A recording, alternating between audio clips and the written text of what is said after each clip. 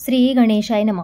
मित्रांनो, आत्ताच आपल्याकडे हे गणपती बाप्पांचं आगमन झालं आणि विसर्जन देखील झालं आणि त्यानंतर आपल्या घरामध्ये अगदी उत्साहाचं, आनंदाचं वातावरण होतं.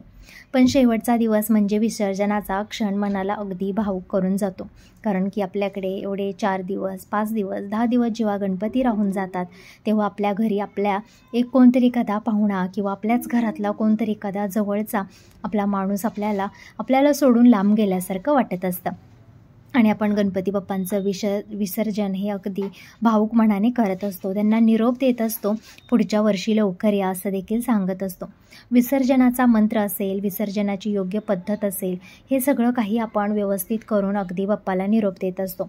पण त्यानंतर विसर्जनानंतरच लगेच येणारी जी पहिली संकष्टी चतुर्थी असते ना, ती अत्यंत खास असे असते. आणि या खास चतुर्थी दिवशी तुम्ही अगदी 10 उपाय जर केले, म्हणजे 10 उपायामधला एक जरी उपाय तुम्ही केला या दिवशी, तरी तुम्हाला तुमच्या जीवनामध्ये बाप्पांचा आशीर्वाद कायमस्वरूपी तुमच्यासोबत राहणार आहे. बाप्पा हे संकट विनाशक असतात. आपल्या घरावरचे जे संकट आहे ते दूर करण्यासाठी बाप्पांसाठी आपल्याला या 10 पैकी एक गोष्ट तरी नक्की करायची आहे. गणपती विसर्जनाचं महत्त्व खूप महत्त्वाचं आहे. बाप्पा घरात येतात तेव्हा आपण त्यांना आवाहन करतो, आपल्या घरामध्ये त्यांचं स्वागत करतो. विसर्जन म्हणजे गमन, म्हणजेच बाप्पाला सन्मानाने निरोप देणे. मातीपासून तयार झालेला गणपती बाप्पा पुन्हा मातीमध्येच मिसळला जातो, याचा अर्थ जीवनचक्राचा आपल्याला संदेश देत असतो. विसर्जन हा फक्त निरोप नाही, तर पुढच्या वर्षी लवकर ये असं त्याला आश्वासन आपण मागत असतो. घरात विसर्जन करताना नेहमी आनंदाने आपण गणपती बाप्पांचं, मोरयाचं विसर्जन करत असतो. पण त्याचनंतर आपल्याला काही मंत्र जप आहेत ते देखील आपल्याला बोलायचे असतात. विसर्जनाच्या वेळी गंगेच यमुने चैव्य गोदावरी सरस्वती नर्मदे सिंधू कावेरी जले स्मित सन्निध्य करू. यानंतर बाप्पांचा हात जोडून प्रार्थनासुद्धा करायची असते की बाप्पा, या काही दिवसामध्ये तुम्ही आमच्या घरी राहिलात तेव्हा आमच्याकडून काही चूकमुक झाली असेल तर आम्हाला क्षमा करा, आमच्या सर्व इच्छा पूर्ण करा आणि पुढच्या वर्षी लवकर या म्हणून. तर पहिली जी संकष्टी चतुर्थी येणार आहे, त्या पहिल्या संकष्टी चतुर्थी दिवशी साक्षात आपल्याला श्री गणेशा म्हणजेच आपले गणपती बाप्पा आपल्याला आशीर्वाद देण्यासाठी हे नक्की येत असतात. कारण की आपण एवढी 10 दिवस त्यांची नितांत सेवा केलेली असते, भक्ती केलेली असते आणि त्या भक्तीच्या पोटी त्यांना आपल्याकडे यावंच लागतं. त्यामुळे या पहिल्या संकष्टी दिवशीला आपल्याला काही खास उपाय आपल्या घरामध्ये करायचे असतात, जेणेकरून बाप्पांची कृपादृष्टी ही कायम आपल्या डोक्यावरती राहील किंवा बाप्पा आपल्यावरती प्रसन्न राहतील. विसर्जनानंतर येणारी पहिली संकष्टी चतुर्थी ही शास्त्रामध्ये सुद्धा विशेष अशी मानली गेलेली आहे. या दिवशी चंद्रदर्शन करून गणपतीची पूजा करायची आहे. या दिवशी लोक उपवास करत असतात. चंद्रदर्शन आवर्जून या दिवशी तुम्हाला करायचं आहे. जरी तुमचा उपवास असेल किंवा नसेल तरीही तुम्हाला गणपती बाप्पांचं जे चंद्र स्वरूप या दिवशी येणार आहे, चंद्र येणार आहे, त्याची तुम्हाला आरती करायची आहे. धूप दीप नैवेद्य चंद्राला तुम्हाला या दिवशी दाखवायचा आहे. चंद्र म्हणजे साक्षात भगवान आपण गणेशच मानत असतो. या दिवशी चंद्रदर्शन करून गणपतीची पूजा केल्याने आपल्या जीवनातील जी काही अडीअडचणी आहे, दुःख संकटे आपल्या घरात आहेत, ते सगळे नाहीशी होत असतात. उपवास जमले तर अतिशय छान आहे. या दिवशी उपवास करणं म्हणजे अगदी घरात सुख समृद्धी आणि ऐश्वर्य वाढण्यास समान आहे.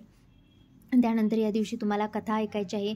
चंद्राला अर्घ्य तुम्हाला अवश्य या दिवशी द्यायचं आहे. कच्चं दूध चंद्राला अर्पण करायचं आहे. या दिवशी गणपतीला मोदक अर्पण करणे शुभ मानले जाते. मोदकाचा नैवेद्य हा प्रथम गणपती बाप्पांची आपल्या घरामध्ये मूर्ती आहे, त्या मूर्तीला तुम्हाला दाखवायचा आहे आणि त्यानंतर चंद्राला सुद्धा या दिवशी मोदकाचा नैवेद्य तुम्हाला दाखवायचा आहे. तर पहिल्या संकष्टीला लाल फुलं बाप्पाला अर्पण करा. घरात सुख शांती आणि समृद्धी तुमच्या वाढणार आहे.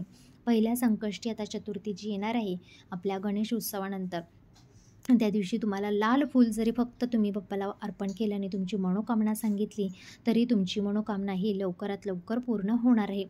त्यानंतर बाप्पाला 21 दुर्वा अर्पण करायचे आहे, त्यामुळे तुम्हाला दीर्घ आयुष्य वाढेल. तर ही पहिल्या संकष्टी चतुर्थी दिवशी यातील कोणताही एक उपाय केला ना तरी तुमच्या तो फायद्याचा ठरणार आहे. संकष्टीच्या दिवशी तिळाच्या तेलाचे दिवे तुम्हाला बाप्पासमोर आपल्या घरभर तुम्हाला लावायचे आहेत. त्यामुळे आपलं आरोग्य सुधारतं, सुख समृद्धी येत असते. भगवान गणेश हे समृद्धीचे देवता मानले जातात, त्यामुळे आपल्या घरामध्ये समृद्धी येते असं मानलं जातं. त्यामुळे संकष्टी चतुर्थीच्या दिवशी शक्यतो घरामध्ये 5, 7 किंवा 11 असे दिवे तुम्हाला घरामध्ये सगळीकडे लावायचे आहेत. ते पण तिळाच्या तेलाचे लावायचे आहेत. बाप्पाला मोदक किंवा गूळ खोबऱ्याचा नैवेद्य हा तुम्हाला मंदिरात नेऊन त्यांच्या मूर्तीसमोर तुम्हाला अर्पण करायचं आहे. म्हणजे 1 वाटी खोबरं आणि त्याच्यात पावशर गूळ जरी टाकून असं बाप्पांना गूळ खोबऱ्याचा नैवेद्य तुम्हाला मंदिरामध्ये अर्पण करायचं आहे. अतिशय प्रभावशाली हा उपाय आहे. या पहिली संकष्टी जी आहे आता बाप्पा विसर्जनानंतर, त्या संकष्टीला आवर्जून बाप्पा हे आपल्याला दर्शन देण्यासाठी येत असतात. मग ते आपल्या घरामध्ये येतील, मंदिरामध्ये येईल, कुठे ना कुठे आपल्याला ते बघायला मिळत असतात. त्यांचा आशीर्वाद आपल्याला प्राप्त करायचा आहे. त्यामुळे गूळ खोबऱ्याचा नैवेद्य तुम्हाला मंदिरामध्ये नक्की अर्पण करायचा आहे. घराच्या ईशान्य कोपऱ्यात गणपतीची छोटीशी मूर्ती तुम्हाला स्थापन करायची आहे. या दिवशी जर तुम्ही विचार करत असाल की आपल्या घरामध्ये बाप्पाची मूर्ती खंडित झाली आहे किंवा एखादा बाप्पाचा फोटो आपल्याला कोणी दिला असेल, त्याची तुम्हाला स्थापना करायची असेल, तर हा उत्तम दिवस आहे. पहिली जी आता येणारी संकष्टी चतुर्थी आहे, या दिवशी बाप्पाची छोटी मूर्ती आहे ती तुम्हाला ईशान्य कोपऱ्यामध्ये स्थापन करायचे आहे. त्यामुळे काय होईल की तुमच्या प्रत्येक कामामध्ये तुम्हाला यश मिळणार आहे. अगदी तुमचं जीवन आनंदाने भरून जाणार आहे. तुमच्या गाडीमधील जरी मूर्ती तुम्हाला खराब झाली असेल, ऑफिसमध्ये खराब झाली असेल, पण तुम्हाला आता नवीन मूर्ती घ्यायची असेल, तर हा अतिशय शुभ दिवस आहे. या दिवशी बाप्पाची मूर्ती तुम्ही चेंज करू शकता. त्यानंतर लाल कपड्यात नाणी बांधून, म्हणजे 2-3 रुपये, 4, तुमच्या यथाशक्तीने जेवढी तुमच्याकडे नाणी तुम्हाला देणं शक्य असेल तेवढी नाणी तुम्हाला लाल कपड्यामध्ये बांधून ती तुम्हाला बाप्पाच्या समोर तुम्हाला ठेवायची आहे संकष्टी चतुर्थीचा पूर्ण दिवस. आणि नंतर चंद्राच्या किरण त्याच्यावरती पडलं पाहिजे, चंद्रप्रकाशात न्यायचं आहे आणि नंतर ते तिजोरीमध्ये तुम्हाला ठेवायचं आहे जपून. त्यानंतर असा उपाय आहे की संकष्टी चतुर्थीच्या दिवशी गरिबांना खाऊ घालायचं आहे, जेणेकरून तुमचे पित्र जे आहेत ते तुम्हाला आशीर्वाद चांगला देतील आणि तुमचं पुण्य वाढणार आहे.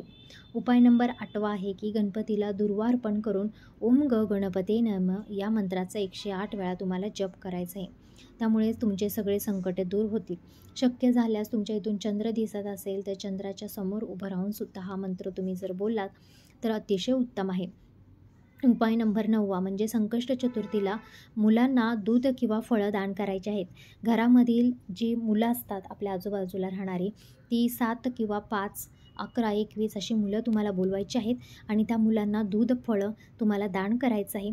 किंवा एखादं खीर वगैरे, मोदक वगैरे जरी त्यांना प्रसाद म्हणून त्यांना घरी बोलवून दिलं तरी तुमच्या जीवनातील सारी संकटेही दूर होऊ शकतात. रात्री चंद्रदर्शन करून हात जोडून तुम्हाला प्रार्थना करायची आहे. फक्त एवढं जरी केलं ना, सर्व संकटे दूर करा, जीवनात आनंद येऊ देत, तरी बाप्पा हे प्रसन्न होत असतात. बाप्पांना आपल्याकडून काहीच अपेक्षा नसते, फक्त भक्तिभावाने त्यांना हात जरी जोडले ना तरी खूप असतं. त्यामुळे या संकष्टी दिवशी जरी तुम्हाला अडचण असेल, कोणाला काही सुतक असेल, तुम्हाला काही केलं नाही तरी जमेल. पण या संकष्टी चतुर्थी दिवशी तुम्हाला चंद्रदर्शन करायचं आहे. चंद्राचे हात जोडून तुम्हाला बाप्पांना निवेदन करायचं आहे आपल्या घरी सुख समृद्धी ऐश्वर्य येण्यासाठी. तर मित्रांनो, गणपती विसर्जन म्हणजे शेवट नाही तर नवीन सुरुवात आहे.